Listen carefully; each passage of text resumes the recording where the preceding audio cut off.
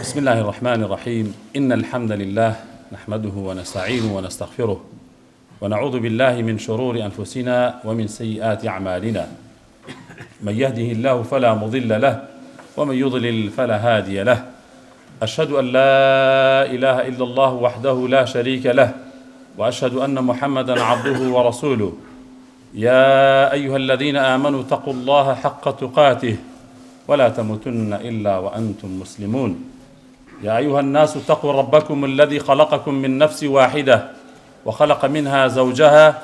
وبث منهما رجالا كثيرا ونساء واتقوا الله الذي تساءلون به والأرحام إن الله كان عليكم رقيبا. يا أيها الذين آمنوا اتقوا الله وقولوا قولا سديدا يصلح لكم أعمالكم ويغفر لكم ذنوبكم ومن يطع الله ورسوله فقد فاز فوزا عظيما. فإن أصدق الحديث كتاب الله وخير الهدي هدي محمد صلى الله عليه وسلم وشر الأمور محدثاتها وكل محدثة بدعة وكل بدعة ضلالة وكل ضلالة في النار. ثم أما بعد، قال الله تعالى في القرآن المجيد: إن الله لا يغير ما بقوم حتى يغيروا ما بأنفسهم. الله سبحانه وتعالى بروني وآشكرائي بيمان دفرميت خواهي پروردگار گورانکاری بسر هیچ قوم و گل و نتوی که نهینه حتا وکو گورانکاری لخواینا دروس نکن. تفسیر ام آیتا هر دولانه که اگریتوا واتا هش کسی که خوی بگوره بچاکه الا خواهی پروردگار چاکه دینه تری و با پیشوانیشو اگر کسی خوی نگوره بخرابه کسی ملی تاوان نگره رگی تاوان نگره الا خواهی پروردگار خرابه ناینه تری و خواهی پروردگار عقوبه نادا لسر اوا. با تێ بفکرێن یاخود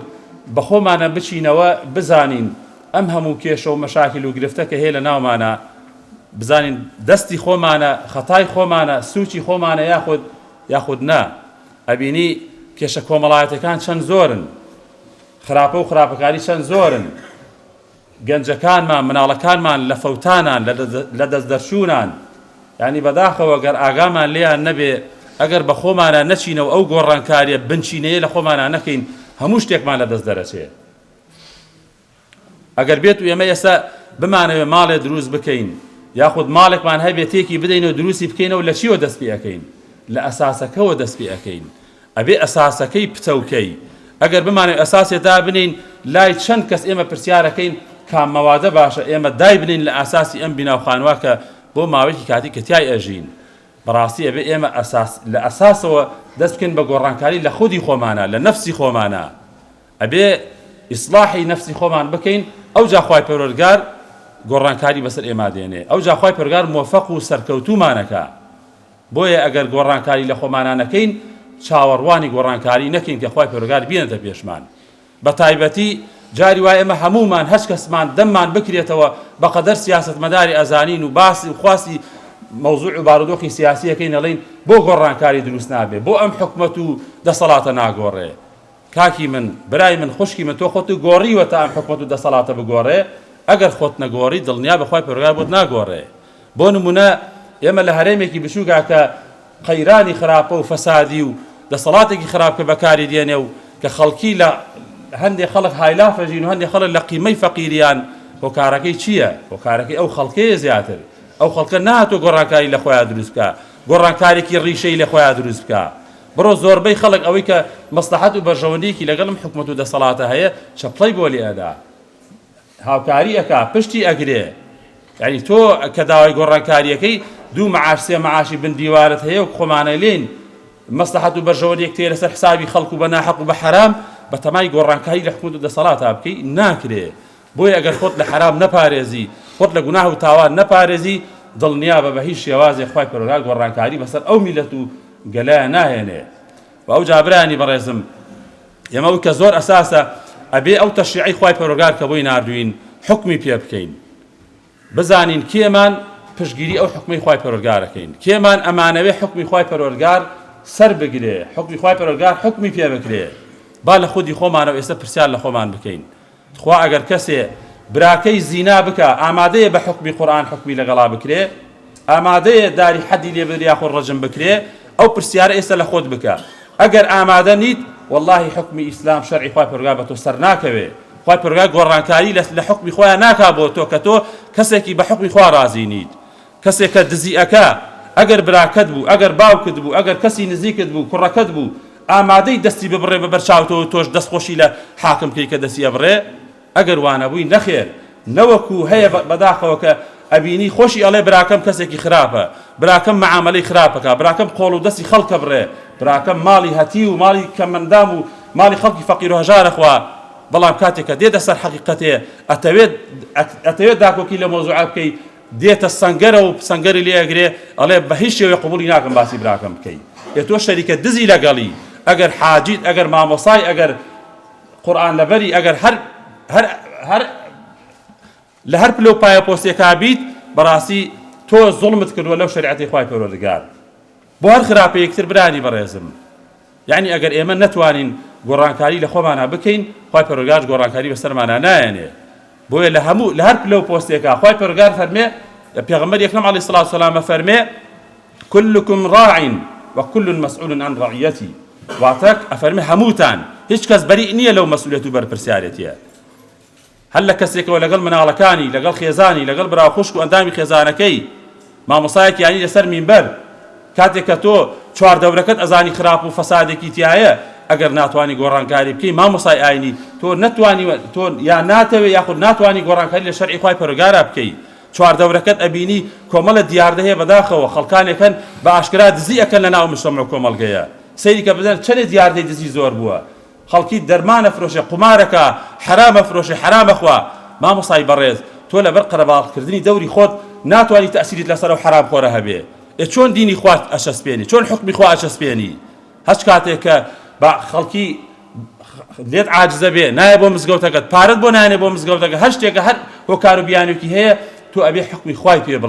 بڵێ ئەوە حرامە ئەبێ ئیلا لە حرام خۆت بپارێزی و ئێمەش کاتێک کە حکمێکی خوامان بەرگوێ کەوت ئەبێ خۆمانی لێ پارێزین نەک بەداخەوە بین بۆ مزگەوت نوێژ بکەین بەڕۆژوو بین ئەرکانەکانی ئیسلام و ئیمان جێبەجێ بکەین بەڵام خۆمان نەتوانین خۆمان لە حرام بپارێزین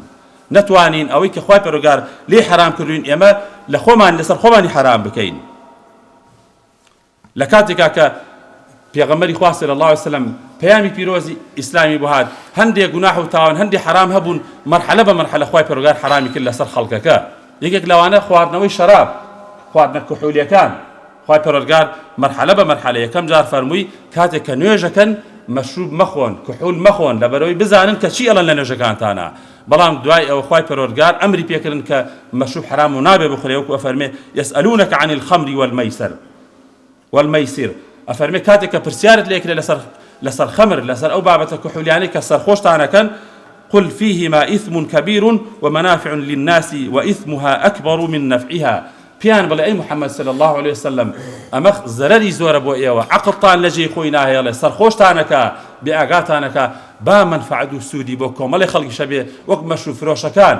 بەداخەوە کابرا دوکانی مەشروبی هەیە یعنی ئەشزانێ حرامە ئەم ئاەتانەشی بۆ خوێنیتەوە دەستی لێ هەڵناگرێ بۆی خوای پەروەردگار فەرمێ ئەگەر مهما كان ئەگەر سوود و منفعەتی بۆ کۆمەڵی خەڵکیش هەبێ لە فرۆشتن و لە مامەڵەکردنی بەڵام پێیان بڵێ ئەی محەممەد زەرەری زیاترە ئەبێ نەیخۆنەوە جارێکتر نزیکی شەراب و مەشروب نەکەونەوە لەو کاتا سەحابی ئەم ئاەتەیان بیست هەبوو بە قڕابە هەبوو بە گۆزە هەبوو بە بەرمیل مەشروبی لە ماڵەدا نابوو هەمویان هاتن بێ دوودڵی بێ یەک و دووکردنێ یەکسەر هاتن هاچی شەراب و هەلیان ڕشت و هیچیان نێڵا لە ماڵەکەیان حکمی خوای پەروەردگارە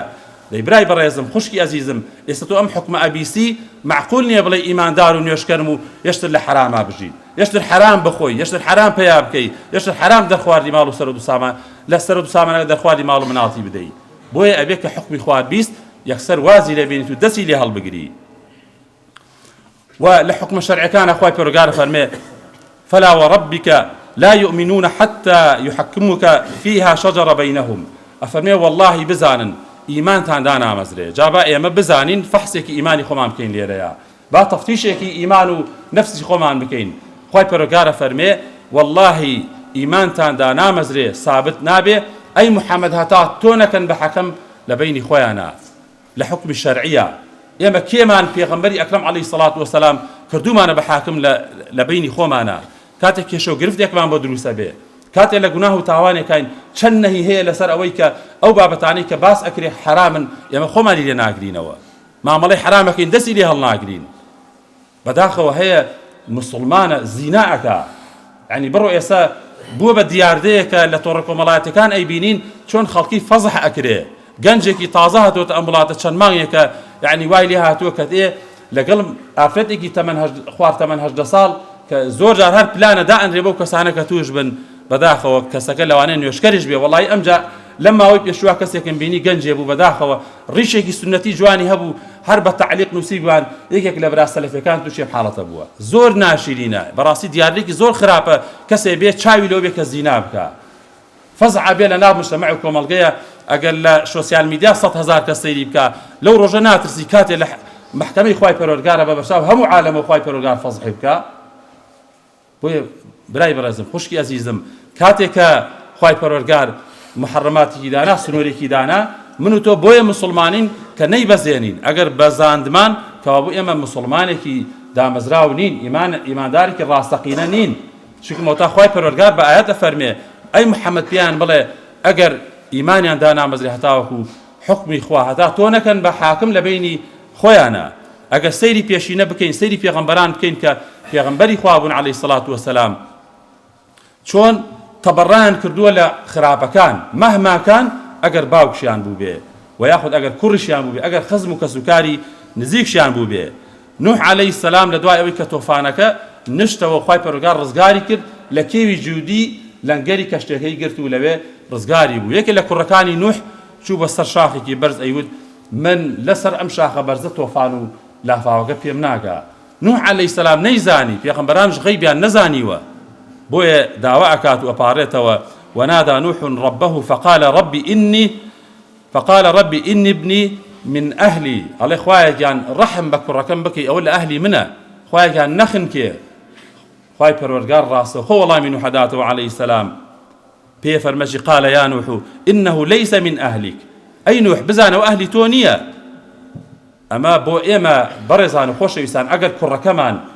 هاتو كركمان براكمان باوكمان نزكترين كسمان ئەگەر مخالفەی خوای پەروەردگاری کرد ئەگەر بە شەرعی خوای پەروەردگار ڕازی نەبوو بە تایبەتی ئەوانەی کە بێدین و بێباوەڕن ئەوانەی کە ملحیدن باوەڕیان بە دین و پەیامی ئاسمانی نییە ئەبێ بەڕاستی تەبەڕای لێ بکەی بۆیە خوای پەروەردگار فەرمێ ئەهلی تۆ نییە بۆچی ئەهلی تۆ نییە إنه عمل غير صالح لەبەرەوەی کار و کردەوەی ئەم کوڕەی تۆ غەیر صالح بووە کار و کردەوەی باشی نەبووە خوا با لەناو خۆمانە سەیر بکەین بە چواردەوری خۆمانە لە ماڵەکانی خۆمانە بزانین چەندێکمان ئەندامەکانی خێزانمان برامان خوشکمان کەسوکارمان عملی غیر ساڵحەکەن کار و کردەوەی خراپەکەن حرام بخۆن حرام بڵاوەکەنەوە ڕەحمەتی خواتان لێ بێنە پێشەوە برانی بەڕێزم خەڵک و ساو بە پێوە بۆیە خوای پەروەردگار لێرە بیری نوح ئەخاتەوە عەلەیهی سەلام فەرمێ ئەوە عملێکی غیر ساڵحەکە کوڕی تۆ نییە ئەوجا نوح عەلەیهی سەلام داوای تەڵبۆ ئیستیغفارەکات و فەرمێ خوایە گیان من نەمزانی کە داوام کرد بۆ کوڕەکەم کە لێی خۆشبی بە دڵنیاییەوە کوڕی من نییە لە من نییە کاتێک کە ئەو کار و کردەوەی بکە عملێ بکا کە غەیری ساڵح بێتووە خوای پەروەردگار نەپەرسێ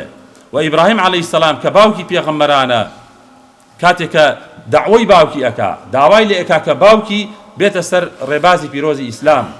بانگ ئەکا بۆی کە خواپەرست بێ نەک بتپەرست بێ بەڵام ئەو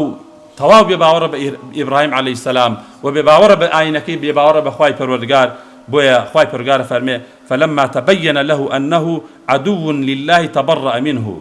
بۆیە ئیبراهیم عەلەیهی سەلام لێرە تەبەڕە ئەکا لە کێ لە باوکی کە لێی بووە لەو باوکە بۆ بەڵام تەبەڕای لێ ئەکا لەبەرەوەی باوکی ئیبراهیم عەلەیهی سەلام بێباوەڕ و کافرە با بزانین خزمایەتی و برایەتی و دۆسایەتی و کەسایەتی و ئەمانە هەڵمان نەخەڵەتێنێ کەسێ ئەگەر بۆ خوا سوڵحاو نەبوو بیر و باوەڕی نەبوو لەسەرمانە تەبەڕای لێ بکەین و لەگەڵ ئەوەیشا بزانین تەبەڕاکردن هەیە و هەجرکردن هەیە ئەوانەی کە باوەڕدارن ئیماندارن بەڵام گوناه و تاوانێکیان هەیە ئێمە تەبەڕایان لێ ناکەین ئێمە هەوڵە دەین بیانە سەر ڕێگەی ڕاست بەڵام ئەکرێ هجریان بکەین هەجریان بکەین دوورکەینەوە لێیان وەکو چۆن ئەو سەحابیانەی کە لە غەزای تەبوکە سێ سەحابی خۆیان دواخست نەگەشتە غەزاکە کە جەوێکی زۆر گەرم بوو غەزایەکی زۆر قورس بوو لەسەر موسڵمانان بەڵام پێغەمبەری ئەکرەم عەلەیهی سەڵات وسەلام فەرمووی هەمووتان دەنگدا ببڕن لەو سێ سەحابیە لەبەرەوەی نەهاتن بۆ غەزاکە پێڕانەگەشتن لێرە هجریانەکات و دەنگیان لێدا ئابڕێ هەتا یەک مانگی ڕەبەق کەس قسەی لەگەڵا نەکردن حتا خوای پەروەردگار ئاەتیان بۆ دابەزێنێ فەرمێ ئەوانەی کە تەوبە ئەکەن ئیستیغفارەکەن تووشی گوناه و تاوان خوای پەروەردگار لیان خۆشە بێ ئەوجا گەڕاندیانەوە باوشی خۆیان و قسەیان لەگەڵ کردن بۆیە کاتێک کە کەسێک گوناه و تاوانەکە ئەگەر گوناه و تاوانێکی بچووکە ئەتوانین نەسیحەت و ئامۆژگاری یەکتری بکەین لەسەری ئەتوانین هەوڵ بدەین بۆ ئەوەی کە یەکتری بەرەو ڕێگەی ڕاست بێنین بەڵام ئەگەر کەسێک خراپ بوو بەڕاستی تاوانەکەی وای لێ هات کە تۆش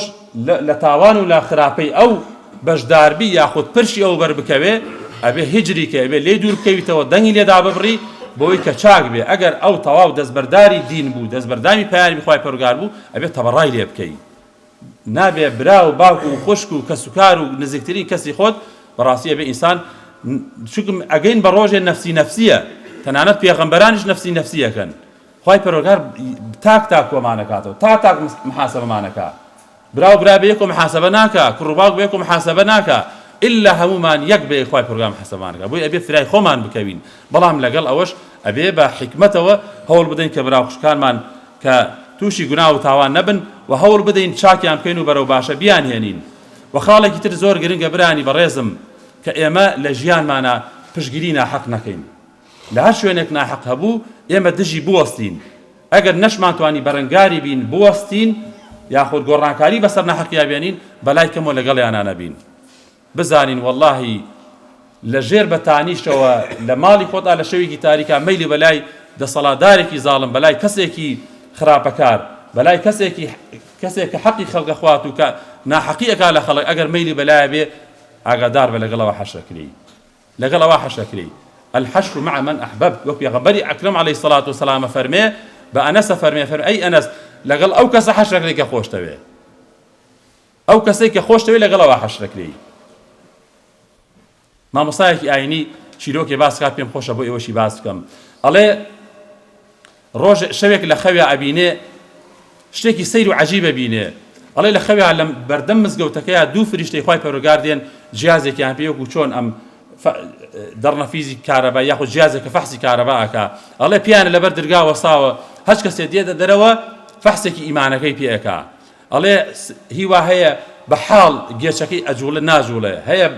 زیاتر ئەجوڵێ ئەڵێ خەڵکێکی زۆر کەم یعنی لەو فەحسایە دەرەشێکە ئیمانێکی ساغ و سەلامەتی هەبێ ئەڵێ سەرەی پیاوێکی بەتەمەن هات مامەحاجەیەکی بەتەمەن یعنی زۆر دڵی پێی خۆش وتی ئەم مامەحاجێ هەر 5 فەرزەکە لە نوێژە پێش هەمومان دەرگای مزگەوت دەکاتەوە نوێژی بەیانیان لە پێش هەمومانە بانگەدات و ئامادەیە لێرە ئەڵێ دڵم پێی خۆش وتم ئێستا ئەمە گێشی ئیمانەکەی بەرزە بێتەوە لە هەمویان باشترە ئەڵێ کاتێک کە چووە هاتە سەر ئەو لەبەر دەرگا کە فەحسی ئیمانەکەیان کرد ئەڵێ بەحاڵ گێشی ئیمانەکەی ئەجوڵا ئەڵێ زۆر سەیرم لێ هات زۆر بێتاقەت بووم پێی ئەڵێ شەو کە بەخەبەر هاتم دوای ئەوە کە چوین بۆ نوێژی بەیانی لە نوێژی بەیانیە بە هەمان شێوە مامەحاجی لە ڕیزی پێشەوەی مزگەوت دانیشتە بوو دوای نوێژەکە بانگم کرد وتم مامەحاجی ئەمەوێ پرسیارێک لێ بکەم قسە و باسێ هەیە بەس خوا سادیقانە جوابم دەرەوە ڕاستگویانە جوابم دەرەوەتی فەرموو مامۆستاگیان وتی لە ژیانی خۆتا کێو زۆر خۆشەوێ ئەڵێ هات مەسەلەن کوڕ و کچ و برا و خوش و ئیلە ئاخری وتی نا غەیری ئەوانە لە دەسەڵاتداران لە حاکمی ئەم وڵاتە وتی وەڵای مامۆستا چیت لێ بشارمە خۆ فڵانە کەس ئەوە سەرۆکی ئەم میلەتەیە و بەخوا هەر ئەو فریاد ڕەسی ئەم میلەتەیە و یعنی بۆ سەنای ئەوە هات وتی ئەوە لە هەموو کەسێک زیاتر خۆشمەوێ وتی دە والله مامە حاجی ئیمشۆ خەوێکم بینیوە لە خەوەکەما تۆ گێچ ئیمانەکەت بە حاڵە جوڵێ والله صدقت يا رسول الله الحشر مع من أحببت والله ئەگەر تەوبەی لەسەر نەکەی لەگەڵ ئەو کەسا حەشرەکری والله ئەوە کەسێکی زاڵمە ئەوە کەسێکی دەسەڵاتدارێکی فاسدە فاشلە دەسەڵاتدارێکە زوڵم لە خەڵکەکە قەسەم بەخوا ئەو خۆش بوێ لەگەڵ ئەوە حەشرەکری بۆ ئێمە نمونەیە بۆ ئێمەش برانی بەڕێزم بزانم کێمان خۆشەوێ لە دڵی خۆمان ناخۆ ئێمە دڵی یەکتری ناخوێنینەوە بەڵام بینی خۆت و خوایە لای خوای پەروەردگار هیچ شتێون نابێ تەنانەت ئیخلاص یعنی حاڵەتێکی وانی هێنیە لە بینی عەبد و خوای پەروەردگارە فریشتەکانش دەرکی پێ ناکەن کە بینوسن لەسەر شانی بەندەکان شەیتان یعنی شەیتانش هەستی پێ ناکە کە زەفەری لێ باوکە لێی بدزێ بەڵام لە بینی عەبد و خوای پەروەردگارە ئەو ئیخلاسە تەنها شتێکی زۆر نهێنیە بێ ئێمە بە ئیخلاسەوە کار و کردار بکەین وەخوا بپەرستین و ئەوجا پشگیریکردنمان لە حەق لە هەموو کاتێکە لە هەموو ساتێکە بزانین لە هەر پلە و پۆست و ئاستێکا بین بەڕاستی ئەبێ پشگیری حەق بکەین و لەگەڵ ناحەق و لەگەڵ زوڵما نەبین جارێکیان کەسێک لە سەردەمی پێغەمبەری ئەکرەم عەلەیهی سەڵات وسەلام دزی ئەکا محکومە بێ بەوەی کە حکمی شەرعی خوای پەروەردگارە بەسەرا بسەپێ حکمی خوای پەروەردگار شەوەی کەسێک کە دزی کرد ئیسپات بوو ئەگەر دزیەکەی یەکەم جاری نەبوو ئەگەر دزیەکەی لەبەر فەقیری و هەژاری نەبوو لە احتیاجیان نەبوو واتە ئەگەر دزی بوو بە پیشەی بوو دزی بکا بێت دەستی ببڕێ ئەوجا کۆمەڵی دێن لە سەر و قەبیلەکان و لە خزم و کەسەکانی دیارە کەسێکی ناودار بووە ئەڵێن ئەی محەممەد ئەی پێغەمبەری خوا صلی الله علیه وسلم بۆ نایبەخشی ئەم جارە هەشتێکت دوێ ئێمە بۆ تەکەین بەڵام حکمی خوای بەسەرا جێبەجێ مەکە پێغەمبەری ئەکرەم عەلەیهی سەڵات وسەلام زۆر پێی ناخۆشە زۆر تووڕە ئەبێ فەرمێ لو أن فاطمة بن محمد سرقت لقطعت يدها الله بزعن والله فاطمة كشي محمد دزيب كادسي أبرم فاطمة كشي محمد دزيب كادسي أبره نوكو إيسا هر كرة برسو مسؤول دا صلاة دار وباشا وملكة هاتشي فسادة إيكا ببرشاو عالمه هاتشي خرابة كارية إيكا خلق كوجيه دزي أكا مالي خلق إخوة كي حد هي بلا بري شاي وكلوه كي حد هي بمحاسبة بكا بدا بمحكمة بەداخەوە حاکمەکانشیان کڕیوە وەکو کابرای قسەی جوانەکەڵێ دزەکانی شەو دێنن بۆ لای دزەکانی ڕۆژ محکەمەیان بکە وای لێ هاتووە حاکمەکەش لەگەڵ ڕێزم بەشدارە لەو دزی و فەسادی و خراپە و ناحەقی کاکرێ بەرامبەر بە خەڵک لە سەردەمی ئیمامی عومەر خوای لێ ڕازی بێ کە فاروقی ئیسلام بووە کە حەق و باتڵی لە یەکجا کردوێتەوە ڕۆژێک خەبەری بۆ دێ ئەڵێن عەبدوڕەحمانی کوڕت مشروبی خواردووە واتە کحولی خواردووە بەڵام والی ئەو شارەکە تیایی بووە کە لە میسر بووە ئەڵێ والی شار لەبەر حورمەتی خەلیفەی موسڵمانان کە خەلیفەی 54 دەوڵەتی ئیسلامیە ئەفەرمێ بیبن لە ماڵەوە داری حەدی لێ بدەن با لە ناو خەڵکا فەزح نەبێ ئیمامی عومەر زۆری پێ ناخۆشە نامەیەکی بۆ ئەنووسی ئەفەرمێ بۆ والی شار عەبدوڕەحمانی کوڕم ئەخەنە سەر کەرێک و عابایەکی ڕەشەدەن بەسەریا وەکو ئیهانەیە ئەوجا ئەینێرنەوە بۆ مەدینە بۆ لای خۆم فێری بکەم حکمی خوا چۆنە بۆی ئەنێرنەوە ئەیهێنێ لە ناو شاری مەدینە لە ناو شار و بازارە شەراب خواردووە لە نادیا خواردووە ئەبێ لە ناو شار و بازارە داری حەدی لێ بدرێ دووبارە داری حەدی لێدات و لە ناو بازار و لە ناو شارە ئیسلام بەمە سەر ئەکەوێ حکمی خوا بەمە تەسبیت ئەبێ و جێبەجێ ئەبێ برانی بەڕێزم بۆیە پێغەمبەری ئەکرەم عەلەیهی سەڵات وسەلام ئاوها پەروەردەی سەحابی ئەکرد پیاوی وا گەورەی دروست ئەکرد معاذی کوڕی جەبەل کاتێک کە ئەچێ بۆ کۆکردنەوەی زەکات لە یەمەن کۆمەڵی خەڵک دێن بە هەمان شێوە چۆن لە هەموو سەردەمێکا خەڵک هەیە حەزەکە ماڵەکەی بەباشی بمێنێتەوە و ئەوانش ئەیانەوێ ئەو زەکاتی کە هەیەە یعنی چۆنەڵی فرتوفێڵێکی تیا بکەن ئەڵێن کەمترمان لێ بسەنە یعنی چاوێکی لێمان بێ لە زەکاتەکەیە ئەوجا معاذ ئەفەرمێ واللهی بزانن خەڵکینە من محەممەدم صلی الله عليه وسلم لە خودی خۆم خۆشترەوێ قەسەم بەخوا لە خۆم خۆشترمەوێ بەو سیفاتەی ئێوەش کە داوای بەرتیل و واستە ئەکەن ئێوەشم لە بەراز و مەیمون زیاتر ڕقلێتانە ئێستا بەڵام بزانن واللهی نەخۆشەویستی پێغەمبەری خوا صلی الله عليه وسلم لەگەڵ ڕقی ئێوە وام لێ ناکا نەعەدالەت بم عەدلی خوای پەروەردگار لەسەر هەموو شتێکەوەیە بۆ ئەڵێ واللهی من بە عەدلی خوای پەروەردگار لەگەڵتان ناجوڵێمەوە بۆیە برانی بەڕێزم عەزیزانی من ئێستا بزانین هۆکاری ئەم خراپە و خراپەکاری و فەسادی و کە ئێمە بەرەو پێش ناچین کە ئێمە يعني فرایزەکانی ئیسلام جێبەجێ ئەەکەین ئیماندارین الحەمدولله حەجی ماڵی خوا ئەکەین نوێژەکەین ئەبەخشین بۆ گۆڕنەکاریمان تیا دروست نابێ بۆ دوعامان گیران نابێ بۆ ناچینە پێشەوە بۆ مجتەمەعی ئیسلامی پەرتو بڵاو بووە کە زیاتر لە ملیارێ موسڵمان هەیە لەسەر زەویە بۆ حکمێکی سابتی خوای نییە لەم سەر زەویە واللهی سەبەبەکەی خۆمانین إلا ئەبێ خوای پەروەردگار إن الله لا يغير ما بقوم حتى يغيروا ما بأنفسهم والله وعدی خوای پەروەردگارە إلا أبي لنفسي خومانا لخودي خومانا قران كاريكي بنشيني بكين لأخلاقيات مان لآكار مان لطاعة عبادت مان لخوا پرستی مان لمعامله مان لقل خلقا اگر إيستا قلايا بروخيو تيك بدريك با پارينا حقي ظلم پيابوا بلام كاتيك 1445 سال لمو بيش پیغمبر اكرم عليه الصلاة والسلام كهاد قلاي ظلم زوري تيك دا همو دا صلاة دار زال مكاني هنا يخوارو لسر كوشكي ظلمو كوشكو تلاركاني فرموي فرق جاوازي رشو سبي نية فرق جاوازي فقيرو دولمن نية پاشاو قدا نية بويا خزور بي سراني قريش لو سردما تا رادي آنود قيشيك أبا محمد دينداري خوي بكا بلام ناكري دسقات إيجوكاري إيما حاكم بينو لقل بلالي حبشي أحسامان بوبكا لقل فقيرو هجاركان أحسامان بوبكا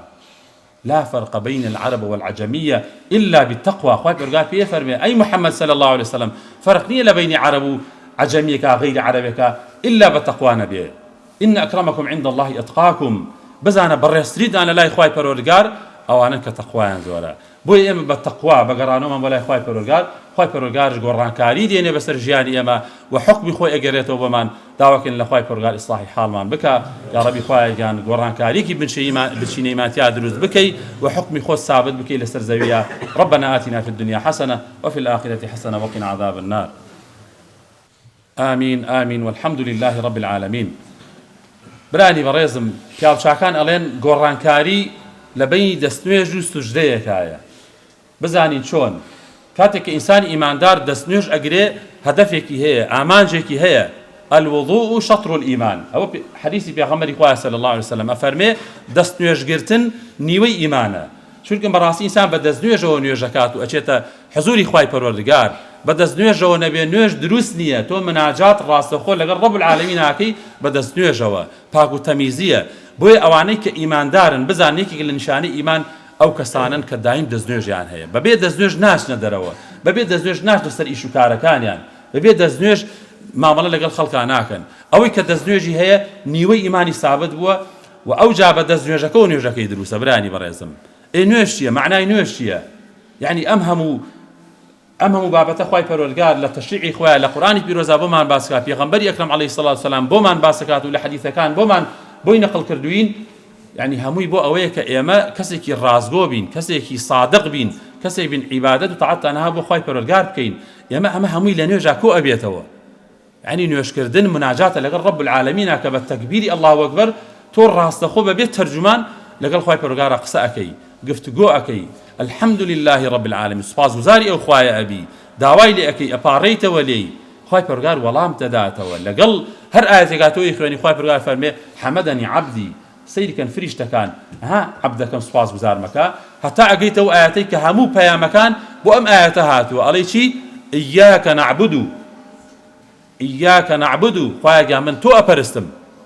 بۆی ئەمە لە چی وەستە چاواگرێ دەستنوێژ هەڵەگری ئەچیتە حەزوری خوای پەروەردگار نوێژ ئەکەی لە نوێژە ئاڵەی 17 جار لە نوێژە فەرزەکان ئێمە دووبارە ئەکەین وەڵێن ئیاکە نەعبود خوایە تۆ ئەپەرستین دەی بەخوا ئەگەر ڕازگۆ نەبی لەگەڵیا عەبدێکی ڕازگۆ نیت ئەگەر ڕازگۆ بی لەگەڵ خواپەرستێکەتا کەوت ئیاکە نەعبود ئللا ئەبێت لە هەموو مەحرەماتی خوای پەروەردگار دایناوە تۆ خۆتی لێ بگریتەوە هەتاوەکو ئەگەیتە ئەوەی کە تۆ کە سوژدە ئەبەی بە خوای پەروەردگار بەرزترین شوێن کە ناوچاوتە لەبەر خوای پەروەردگار دایئەنێی ولێوێشە ئاڵێ چی سبحانە ڕەبی الأعلى وبحەمده پاک و بێگەردی بۆ خوایەکی هەرە بەرز یعنی تۆ لە نزمترین شوێنایی سەری بەرسە خەیتە سەر عەرز سوژدە ئەبی بە خوای پەروەردگار ئەمە عەبدایەتی تەواو ڕازگۆیانە دەرەخا بۆ بەندەیەکی ساڵح و بۆ خوا سوڵحاو يعني خوای پەروەردگار پێمانە فەرمێ پیان بڵێ ئەی ئیبراهیم إن الصلاة ونسكي ومحياي ومماتي لله رب العالمين أبو شو إما مسلمان بين ودين دار بين أفرمي بيان بله ك نيوجا كان مان سربرين وقربان كان مان وجيان مان ومردنش مان لله رب العالمين أجر وامان كرد براسي إما خمانك لكن وتبو رب العالمين بنديكي صالح ورازقوين كوتاش أويك أمي بيلن براني برازم لمانكي بيروزان كماني شعبانة لما كارو كردو كان برز بنو بلاي خواي پەروەردگار وي پیغمبر اکرم علیه الصلاة والسلام فرمي پیم خوشا كات كارو كردو كان برز بنو بلاي رب العالمين من بروجوبم فرصة اگر چند